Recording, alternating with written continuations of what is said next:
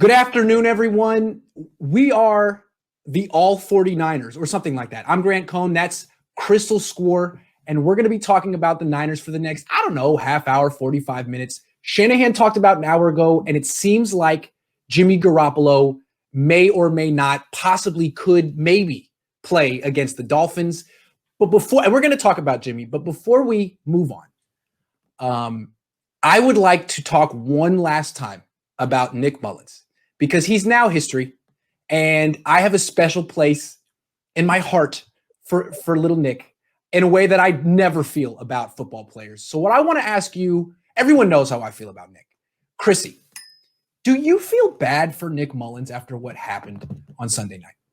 I do. And so this was one of the things when I went and looked at how he acted in the media and everything. And he said to them after the loss, the way I am feeling is pretty black and white right now. Right. So it just you saw it in his eyes. He didn't look like he really understood what happened out on that field.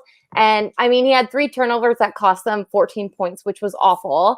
And I know if that were me going in there and doing something like that, I wouldn't personally be feeling that great. So, I mean, this is kind of the same thing that very different level of football. Let's get this straight before I say this, because I know some people are going to be like, what is she talking about? But I played in the CSM Bowl. So I went to the College of Sports Media last year, and I learned all this broadcasting stuff, which was great.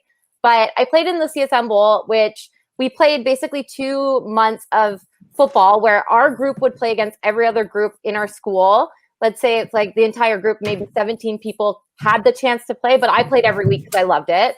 And on defense, I was the rusher, right? And I absolutely killed it on defense. I was rushing quarterbacks that were guys that would run and they were mobile, and I'd get them down. And I was having a great season up until we played in the CSM Bowl. And so the CSM Bowl, we played against this one team that we'd struggled with in the past, but like they weren't the greatest team. They were like kind of like an Eagles, they could be great if they wanted to, but they weren't that great. So I felt like when I was out there rushing, I was like Nick Mullens. I had this great season. I had this great game like he did, right? Where everyone's like, woo, you're like Joe Montana Jr. But then you get in there, you're kind of overconfident, overcocky, whatever, and you just get completely destroyed. And I got gassed by this quarterback. He ran the entire time, and I could not keep up with him. I just couldn't. We got completely slaughtered in that game. I think they were up like 4 or 5 touchdowns on us, I want to say. And eventually they swapped me out, and I even played in quarterback for a bit too, because at the end of it, we're just like, okay, we're not going to win this. But I felt pretty crappy, and I felt like I wanted to drown myself in beer. And I can imagine that Nick Mullens maybe felt the same way after that loss, or after even just getting taken out for CJ, because he'd come into that game, having that high, riding that high, feeling like everybody's looking at me like the guy right now. And I don't think he really played up to be the guy, which, it is what it is. But yeah, I don't think he's feeling the hottest. It sounds like you emotionally empathize with him. Like you almost identify with him. I mean, you related his story to yours. Mm-hmm. And the thing about Nick is I empathize with him too. I relate to him too in a way that I don't with any other athletes. And it's not because I know him. Like when Nick Bosa got hurt, I don't think it's Nick Bosa. I really wasn't upset. It's like, he's a professional athlete. It's the way it goes. And really, I should have the same attitude with Nick Mullens. You know what? You want to be a football player. You have some bad games. Everyone has a bad game. Deal with it, Nick. It's the way it goes. But God, I mean, what was at stake for him was different for the rest of the team. I mean, the rest of the team came in flat. He came in overamped. He knew it was like his whole career was at stake. If he had a good game, he'd be a starter, a legit one in the league. If he had a bad game, he'd be benched.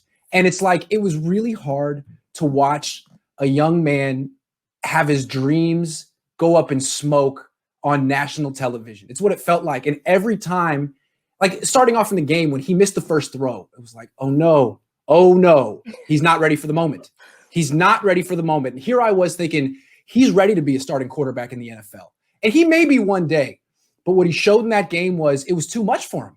The enormity of it all, not to mention who he was facing. That was a hell of a pass rush.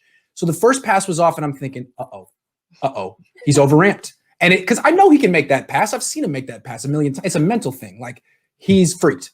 And then the next pass, they go down the field, and he misses even worse. And that's the kind of pass where it should have been a touchdown. Mm-hmm. So you could see it like mentally, he was beating himself up for that 7-point mistake the whole game.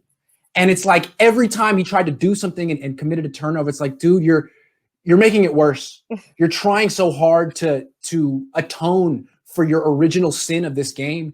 And what we saw was you're not a starting quarterback yet.